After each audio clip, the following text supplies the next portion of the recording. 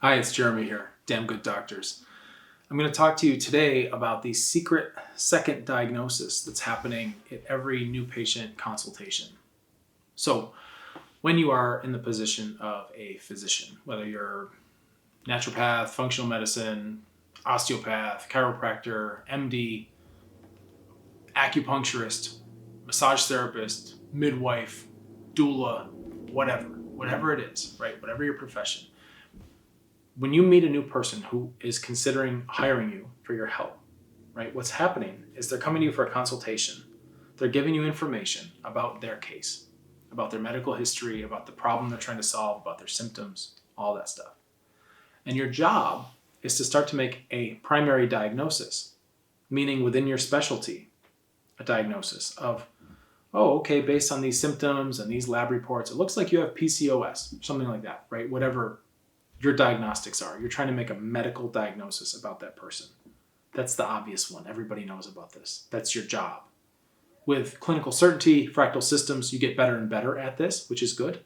But that's not what I'm here to talk about today. I'm talking about the second diagnosis, the secret second diagnosis that nobody talks about, that very few people actually do.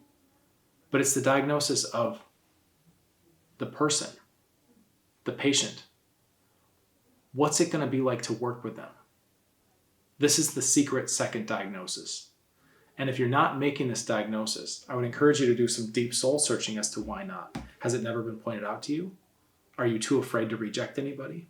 Do you have a scarcity mindset? Do you just need the money and you're kind of selling your soul a little bit to cover the overhead? Do you have a bad business model? There's a lot of reasons why this could happen. So what we're going to talk about is the difference, right, between difficult patients and difficult cases.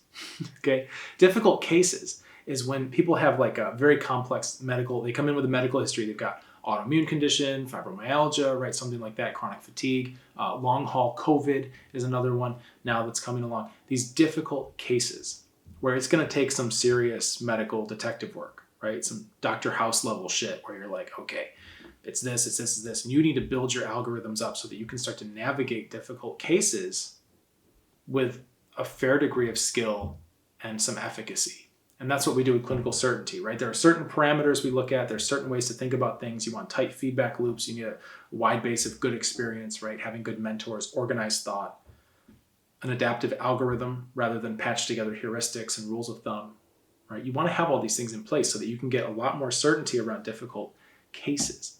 A difficult case is not necessarily a reason to reject somebody and not work with them. If you see a difficult case that's way out of your wheelhouse and you know that there's a specialist or an expert that's way better at that, refer them, right? Difficult case, refer them to somebody who that's going to be a more simple case for them because they can absorb that kind of complexity because they've done the deep work, right? But assuming that this patient, this prospective client, whatever you want to call it, this person who's coming into your world is presenting a case, even if it's difficult, but it's within your skill set and within your wheelhouse, and you've got the right tools, and you feel comfortable and confident that you can handle that problem or those problems. That's one thumbs up in terms of taking that case. But that's not the only one. The other one is looking at that actual person. What's their life like? Are they going to be committed? Do they have secondary gains? Are they getting something emotional out of this that's going to make them want to do this? Are they playing games with you where they've got a long list of doctors that have failed them and they're telling you, almost bragging about all the doctors they've defeated with how complex things are? And then you think you're going to be the one, after they list off 5 or 6 others, that you're going to be the one who like solves it.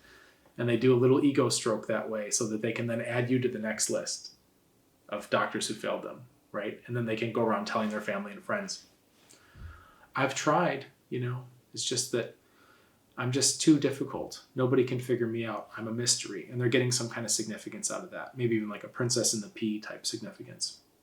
There's a lot of deep stuff with the archetypes and things like that are, if you don't have that on top of mind during a conversation and you're not automatically scanning and filtering somebody to figure out what kinds of narratives and stories they're telling, then you're severely in the dark. And if you haven't been blindsided by this yet, you will. And sometimes it can happen without you even knowing it happened, right? A lot of patients disappear from care and you don't know what they're out doing afterwards. But I'm willing to bet if they came to you with a list of 5 doctors who failed them and then they started treatment with you and disappeared, that they're now at the next office telling them about the 6 doctors who failed them and you're the last one. And you probably have no idea about this, but it can mess up your reputation. And, even like not even a long-term effect, like having reputation get messed up, but also just short-term effect of one more little burnout thorn in your shoe, like every time people disappear from care, or they just like, you spend the time, you invest the energy to create a treatment plan for somebody on that first visit or that first consultation. You're like, yeah, we can do this. And you put like your heart into your work and you put it out there and they just like run off with it. Your heart breaks a little bit, right? You can only do that so much before you're just like, fuck it. You know what? I need a break. And you're burned out. Okay, you can get your heart broken, right, by patients when you put your heart into your work. So instead of walling off our heart, we can still put our heart into our work, but we're just going to be a little more careful, a little more attentive to the types of traits of people that we let into our world. And this is very important to have that secret second diagnosis where you have systems and processes around assessing what kind of person this is, what's driving them. And not to judge them, not to say, well, you're a bad person, right? Because there's another one, like people can be bad fits for your practice. It doesn't mean they're a bad person. I'm neutral about this. There are people who come to Doctors Club that are bad fits for our group. They're not going to make it here. I won't accept their application. Like they put an application for membership and I can see, I'm like, no, you cannot. Like there's way too many glaring red flags here. You're not going to fit. It's not right. It would be inappropriate for me to accept this and take payment and put you in this environment when you're obviously, it's totally contrary to what you need, right? The kindest thing you can do is to release those people as soon as possible. And it doesn't make them bad people. Just like in a relationship, you can be, you can have an ex-wife or an ex-husband or whatever. And because things didn't work out between you two, right? You were a bad fit together, but it doesn't mean either one of you is a villain necessarily.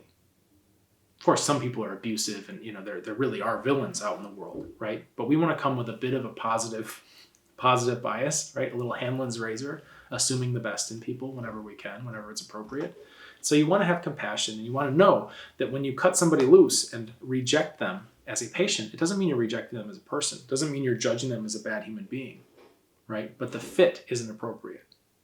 And you need to be able to assess this. It's very difficult in a brick and mortar practice because you can start to assess this like you've got that first appointment, right? And that's your chance to take the case or not. You don't have a week to kind of watch the person and really see how they behave, right? You got to make the call quick. I would say it's actually a lot easier in an online environment because you can create, just like we've done here, where new guests come in and they haven't paid anything.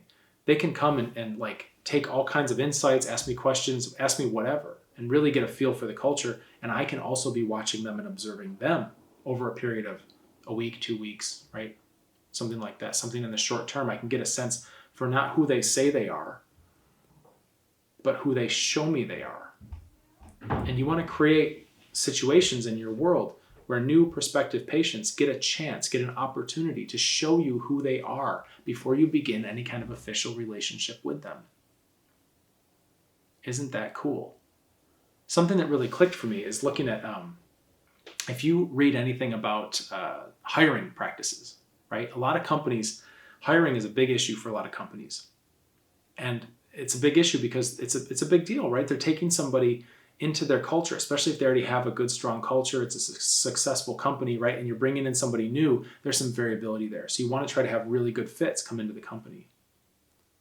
So Google and places like that are famous for having these like crazy questions that they ask people who are applying to work there, right? So they would say like, if you were the size of a nickel and somebody threw you in a blender, what would you do to avoid getting shot? Like they ask them these insane questions to try to, it's like a Zen koan almost, right? Like they're trying to figure out who this person is, not by what they say, but by how they approach these types of problems. They want to see them thinking, see them in action.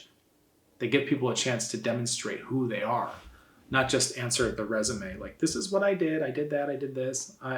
Some people say I'm just too perfect and too attentive to detail. That's my weakness. Like, anybody can say all that shit, right? But then they want to put a little pressure on and see how you behave before they hire you. And if you look at your patients the same way I look at members here, it's like a hire. I want that long-term relationship that's going to be like mutually beneficial for everybody. A non-zero sum game where it's like win, win, win, win, win. Non-linearity at its finest because we're building up positive exponential experiences, positive flywheel. Anybody can say that they're a nice person or pretty easygoing or they like good music or whatever, right? But you want to actually get a chance to feel people out. So try to create an environment that stretches out that situation so that you can get, it's a skill, right? It's a skill to be able to make that decision. You won't always make it correctly. Even now, I still have times where I get on the fence about something. I'll tell you about that in just a second. Some of the times I've second guessed myself, right? And what I've learned from that. But you'll get a skill where you can start to read people a little faster, but you do have to practice, and it can take a while at first. And I would encourage you to have, like we look at clinical systems, like fractal systems for your clinic that's online, but also we look at brick and mortar clinic and ways that we can take some of the best things that happen in an online environment and then bring them into a brick and mortar, which is really pretty cool because then you start to see things you wouldn't have seen otherwise. I'll keep it right there with that. That's about as far as I'm going to get into that on this video. But you can start to find ways to stretch out that interaction a little bit so that you can get more and more information before you actually meet the person.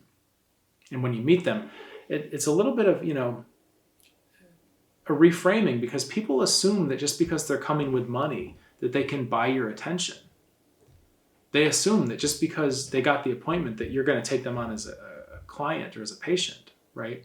But what's really happening is they're being vetted as if they were a job applicant. So it goes both ways. People come for a consultation, they're checking you out to see if they want to work with you, but you're also checking them out. And again, not the difficult case part, not the medical diagnosis, the second diagnosis of what is this personality like, right? One example, like one small example, and there are many, many, many of these, but if you're in the middle of a consultation with a prospective new patient and they constantly keep interrupting you, they're showing you that they don't value what you say, right? And maybe before you've had this pointed out to you, as I'm doing explicitly, right? But maybe you ignore that and you think, yeah, okay, well, I'll just take them, right? Take them on. Yeah, I can handle this case, right? On paper, I know how hypothyroid works. I can do this, right? But you've got somebody who's impatient, is interrupting you, and is showing you. They would never tell you this. They would never say, hey, you know what? I'm here for your help, but I don't really give a shit what you have to say. They would never say that, but that's what they're showing you. That's what they're showing you. And you have to pay attention to that. And if you ignore that, you're going to wind up with clients or patients who don't care what you say, don't listen to you, don't do what you recommend, don't get good results, tell everybody you suck because they're paying you and they're not getting better, or they disappear and they're not committed. You have to start becoming a detective and looking for these little fractal seeds. People give you clues all the time about who they are.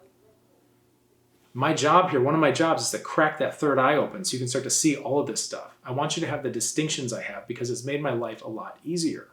I'm a lot happier. If somebody comes in acting like that, they're out. I don't think I'm the best fit for you. Why not? Why not? Now they really want to be here, right? And there are people that I've been on the fence about, like, you're just starting to display some traits that I don't think is going to make us a good long-term match. And I tell them, and without putting them, this is another subtlety and nuance. I don't call out their traits and make them wrong. I just show them that I'm not automatically a given. And I start the process of referring them out. And then you bet that they will make a decision because they know. Even though I don't tell them, I find other ways to communicate more subtly to their subconscious. And they know and they get the message and they cut that shit out and they stay or they go. You can kick people off the fence, right? If I'm on the fence about somebody, it's like they're on the fence with me too. And they're thinking, how much can I get away with this guy? And I'm like, not much, barely any, actually none. And they're like, okay, I'll be good. I want to get better. Do you? Yeah, I really do. Okay, then let's get to work. Or, yeah, you're right. This isn't a good fit. Maybe I will try somebody else. It's a win-win, okay? But keeping people on the fence with you, that's how you start bending over. And you scale mistakes, right? Mistakes scale too. So when you're having even a brick and mortar clinic, as you get busier and busier and busier, but you've developed this habit of taking on any case, no matter the personality attached to it, you're gonna have some rough days ahead, right? You're going to have some long, rough days the busier you get.